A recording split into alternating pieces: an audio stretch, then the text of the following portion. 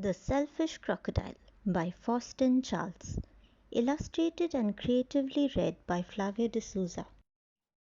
Deep in the forest, in the river, lived a large crocodile. He was a very selfish crocodile.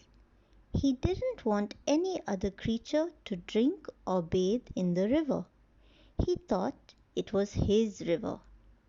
Every day he shouted to the creatures of the forest, "Stay away from my river. It's my river.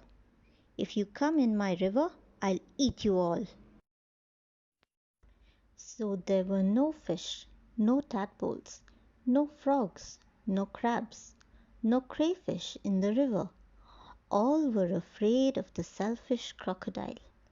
The forest creatures kept away from the river as well. Whenever they were thirsty, they went for miles to drink in other rivers and streams. Every day the crocodile lay on his great big back in the sun, picking his big sharp teeth with a stick. But early one morning the forest was awakened by a loud groaning sound.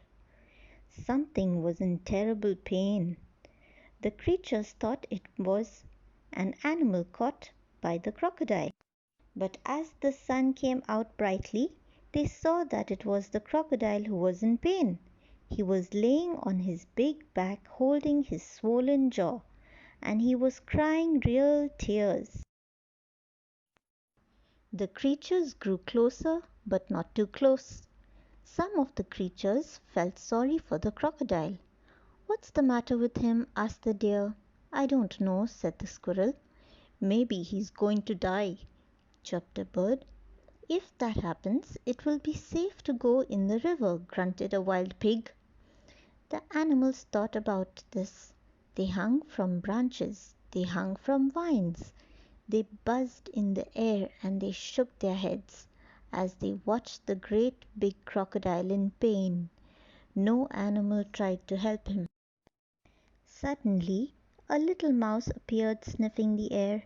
He ran along the crocodile's tail, then on his tummy. The other creatures stared. "Look at that mouse," chattered the monkey. "He either is very brave or mad." "He's going to be eaten for sure," said the iguana. The mouse crept along the crocodile's big neck and into his open mouth. There was a hush in the forest. The mouse got hold of something and pulled and pulled and pulled. Then he put it on his shoulder and walked out of the crocodile's mouth. There was a loud cheer from the astonished creatures. The crocodile sat up and said, "I don't feel any more pain. It's all gone." Then he saw the mouse walking down his tummy, carrying an enormous crocodile tooth on his shoulder. "Your bad tooth was giving you a toothache," answered the mouse, turning around to face the now smiling crocodile. "Do you want it back?" "Oh, no, no, no, no, no. Get rid of it. And when you've done that, come back. I'll have a present for you." The mouse went and buried the bad tooth under a tree, and when he returned, the crocodile had a nice juicy nut waiting for him. As the crocodile watched the mouse eating the nut, he said to him, "You are very clever, getting rid of my toothache, and kind too. I'm so grateful, but what shall I do if my toothache comes back?" "Don't worry, I'll help you take care of your teeth," answered the mouse, nibbling. Soon the crocodile and the mouse were the best of friends. And one day the crocodile sent all the animals an invitation. "Please come to drink and bathe in the river. I won't hurt you. The river belongs to us all." He said. The creatures weren't afraid to drink and bathe in the river any more.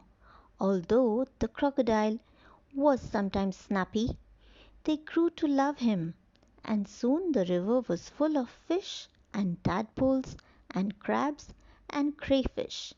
The end.